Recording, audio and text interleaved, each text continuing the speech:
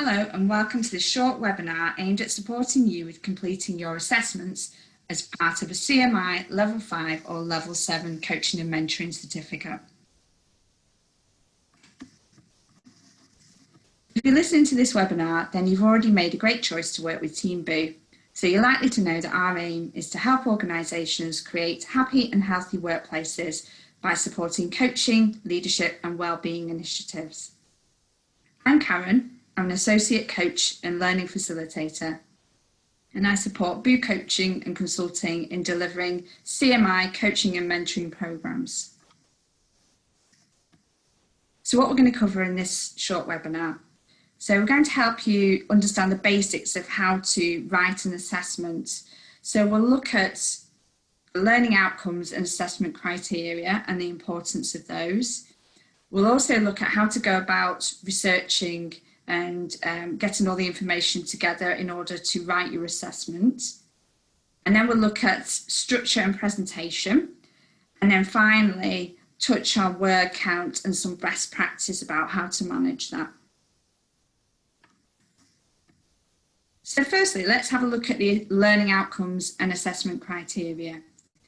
So what you'll have seen, if you looked at the assessment brief, you'll find that it's made up of a number of different learning outcomes, and then each of these are broken down into a set of assessment criteria where it delves down into more detail in terms of what the learning outcome is looking for. And these are really, really important to pay attention to when you're writing your assessment. And some of the mistakes that learners tend to make that they can veer away from what the assessment criteria is asking for. So it's really important to pay close attention to it. And the thing that I'm going to talk about now is the importance of command verbs in assessment criteria. Now, these are usually found at the start of the assessment criteria, and you can see here that the command verb is the word determine. So I'm just going to share with you a list of different command verbs that are used and different definitions that are used by the CMI. So you can find this document either in your syllabus, or you can go on the CMI website, or even in your participant handbook. And this lists all of the different command verbs that are used in assessments. And these vary depending on different level of complexity that's being asked for. So you might find that some of the common ones are things like analyse, identify, evaluate, or assess. Those are some of the common ones within the assessments that are part of the CMI Coaching and Mentoring Certificate. And these increase in terms of complexity, and the higher order command verbs that are asking for a little bit more detail are the ones like evaluate. So here, I'm just going to share that on the screen. We'll find evaluate. What they're looking for, you can see it's just halfway down the page, is to consider the strengths and weaknesses or arguments for and against. And what you're trying to do there is maybe come up with a conclusion or a reasoned judgment. And that's really different to where you're asked to identify. So we'll just show you that one. So if you're asked to identify, sometimes you can really just go with looking at a list or defining the characteristics of something. So that's quite different to an evaluate question. You probably need to adjust your word count accordingly. Other common ones are analyse. Here you're being asked to break down a complex situation into separate parts and really examine those different parts in detail. So you wouldn't be able to just list here or use brief bullet points. You're really going to have to give a good explanation. So this is really important to pay attention to. So try to stick to what the assessment criteria are asking you to do. So let's just come back to the main screen.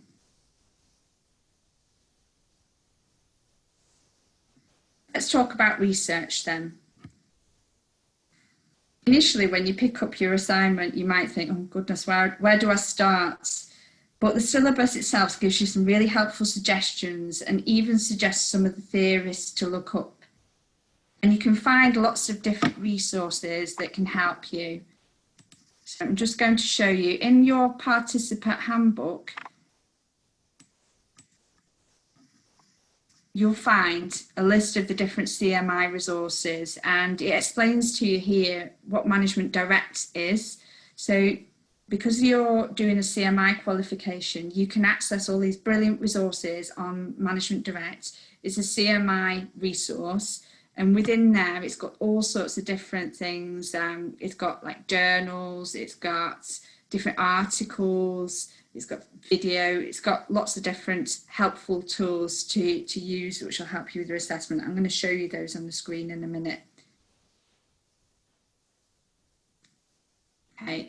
Also, we provided within the coaching and mentoring handbook a list of recommended reading, and you can find that towards the back of the handbook. So I'm just very briefly going to show you what Management Direct looks like. So let's just put that onto the screen. So I've just logged into my view here. You can see I've got level 7 certificate in leadership and coaching and mentoring listed. You'll have your own qualification listed. So when you log in, this is what you'll see under qualifications. If you view the qualification, you can see all the different assessments that you're required to do. And then under each of these, you can then see all the different resources that are mapped by learning outcome, which is brilliant, really. So it saves you loads and loads of time. So we'll just have a look at this one. And you can see under here, there are lots of different things that you can access, different models, which could be useful. Different book chapters. So rather than having to read an entire book. So I think that's a really brilliant resource.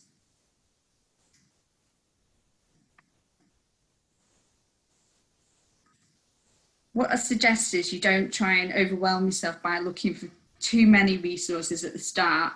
Maybe try and break it down by topic and perhaps research a topic at a time. One of the things I'd say is try and avoid quoting things like Google or Wikipedia. They can be helpful to help you find the actual source, but try and find an original or reliable source rather than quoting them. So let's have a look at structure and presentation. So within the candidate guide, you'll find a checklist for what to include with your assessment, and it tells you what you need to have in there. So things like your candidate number, the word count, contents page and so on. So do have a look at that to make sure that you've included everything. Try and keep your structure really logical so that it's dead easy for the assessor to see how you've addressed each of the assessment criteria. Try not to bunch all of your writing into one huge paragraph. Try and break down your paragraphs so that they're spaced out and you've got sort of one key point per paragraph. And using headings and subheadings can really help. Try to use the headings that you're given in the assessment to really show the assessor which bits of your assessment relate to that assessment criteria.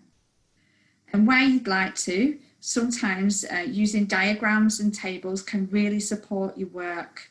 But if you're going to use something from an external source, don't forget to reference it. And we've also got another short webinar on how to go about referencing. So I'd have a look at that if you're unsure on how to reference. So your assessment should include an introduction. So in there, you might introduce the topic. You might give a bit of context as to the organisation that you're writing about, because you'll want to bring in some of your examples from your organisation. So as well as backing your work up with the research and the theory, try to back it up with examples from an organisation that you know well. So it might not be your organisation, it could be an organisation that you've worked for previously and that you know really well. You can include appendices, but just bear in mind that these aren't marked and they're separate to your word count. And most of the assignments don't ask for them, but sometimes they can be helpful depending on what it is that you're writing about. In terms of writing style, try not to write in the first person, so try to avoid using I unless you are writing a reflection, and try not to pad out your assessments with lots of waffle, and really stick to writing in plain English. And often I see assessments that are submitted that haven't been proofread. Just do go over and proofread your work and sense check it, make sure you spell and grammar check your work. And if you need to, get someone else to have a look at it. I always think that's quite helpful.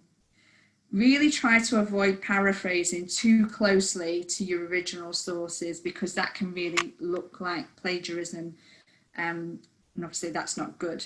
So just make sure that you are using your own words where you can. And if you want to use quotations, definitely have a look at the referencing webinar to make sure that you're referencing correctly.